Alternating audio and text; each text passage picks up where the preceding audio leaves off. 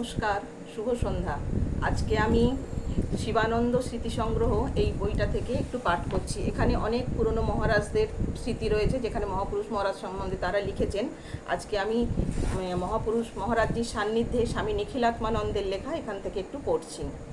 একদিন আমরা কয়েকজন সকালে রোজ যেমন তাকে প্রণাম করতে যাই, মানে শিবানন্দ মহারাজকে, মহাপুরুষ মহারাজকে যাই, তেমনি গেছি।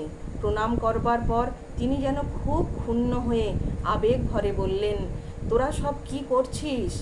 ঠাকুরকে প্রসন্ন করতে না পারলে কিছুই হলো না বাবা। ঠাকুর ছিলেন ভক্তিপ্রিয়, তাঁর প্রীতি অর্জন করাই সাধু জীবনের লক্ষ্য। আজ ঠাকুরকে বড় বিরূপ দেখলাম।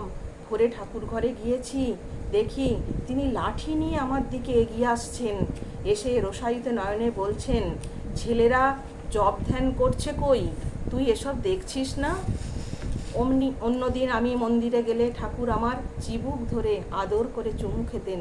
আমি তার সন্তানের মতো কিনা তাই। আজকে তিনি যে রুষ্ট হয়েছেন তা তোদের জন্যে। লাঠি নিয়ে আমাকে মারতে এসেছিলেন। সকলকে বলে দে আজ থেকে যেন নিয়মিতভাবে খুব জপ ধ্যান করে। ভোরে ও সন্ধ্যায় আরতির সময় সকলে যেন ঠাকুর ঘরে যায় এবং ঠাকুর ঘর যতক্ষণ খোলা থাকে ততক্ষণ কেউ না কেউ যেন ওখানে বসে জপ করে। সেদিন থেকে আমরা সকলেই খুব জপ ধ্যান করতে আরম্ভ করলাম।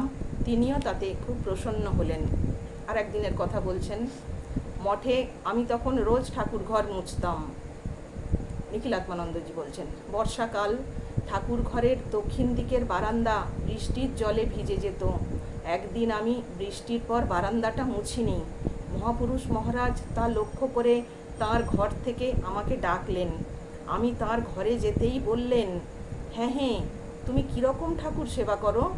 ঠাকুর বৃষ্টির জলের জন্য বারান্দায় বেড়াতে পারছেন না, তাঁর পা ভিজে যাচ্ছে, আর তোমরা কি করছো? আমি যে দেখি ঠাকুর রোজ বৈকালে ওই বারান্দায় বেড়ান।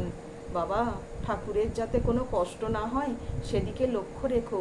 তিনি হচ্ছেন আমাদের প্রাণের প্রাণ, জগতের আত্মা, তস্মিন তুষ্টে জগৎ তুষ্টম। জয় ঠাকুর, জয় মা, জয় স্বামীজি, জয় জগন্নাথ মহাপ্রভু, জয় জগন্নাথ, জয় জগন্নাথ, জয় জগন্নাথ।